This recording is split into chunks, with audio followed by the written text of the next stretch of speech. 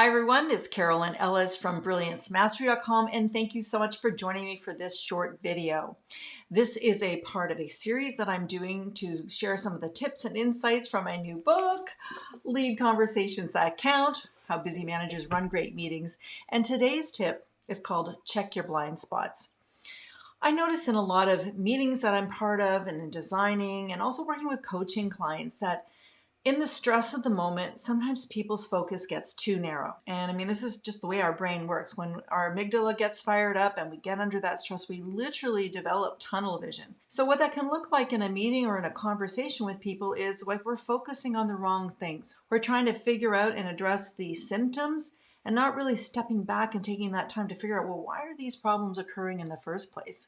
So we can get that kind of fixated perspective, and that's not helpful when you really want to find a sustainable and effective solution. So I have 3 tips for you today to help you check your blind spots, and really, let's think of the old car as a metaphor. So the first tip is connect to your vision. Like this is like you're in your car and you're looking out the windshield, like what's in front of you? What is it you want? So taking that moment in that time of feeling stressed or like you're losing focus or you're just juggling too many balls is to pause, breathe, and say, wait a second, what is it I'm trying to do here?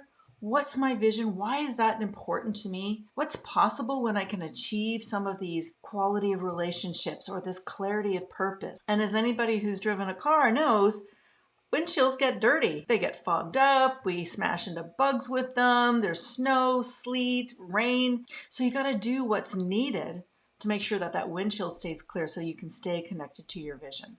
Okay, the second tip is harvest your wisdom. This is about checking out the rear view mirror and just really reflecting back on the past experiences, the past strengths and resources and resourcefulness that you've brought to bear in previous times of challenge. So what are those lessons that you've learned that sometimes we forget about? You don't have to reinvent the wheel. Find those winning strategies that you've used in the past, bring them forward and be willing to iterate and improve upon them to really address your current circumstances. So don't forget to check your rear view mirror. And thirdly, so the third thing you want to do is stay on your toes. So this is about checking that side view mirror. And isn't it profound, really, that those side view mirrors say, objects in mirror are closer than they appear? Right. That's like pretty cosmic wisdom right there, isn't it? So what that means is you got to stay humble and just notice there's going to be something that surprises you that will happen in that meeting, in that conversation, in your execution of that great idea that you have in front of you.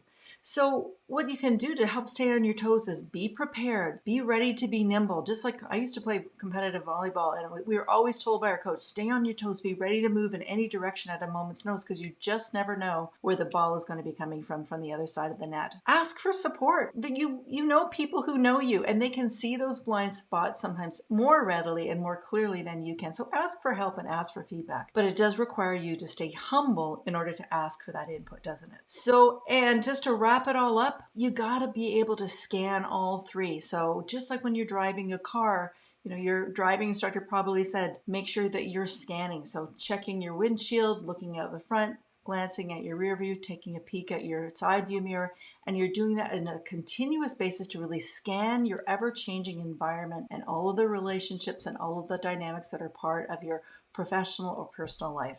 So I hope that these tips are helpful for you and checking your blind spots so they can really bring your maximum full potential to bear in your leadership. Thanks so much. And if you have any questions or comments that you'd like to share with me, or just want to get in touch to see how perhaps some of these ideas could be useful to you or your organization, feel free to reach out and contact me, and I'd be happy to schedule a call. Thanks so much, and we'll see you soon.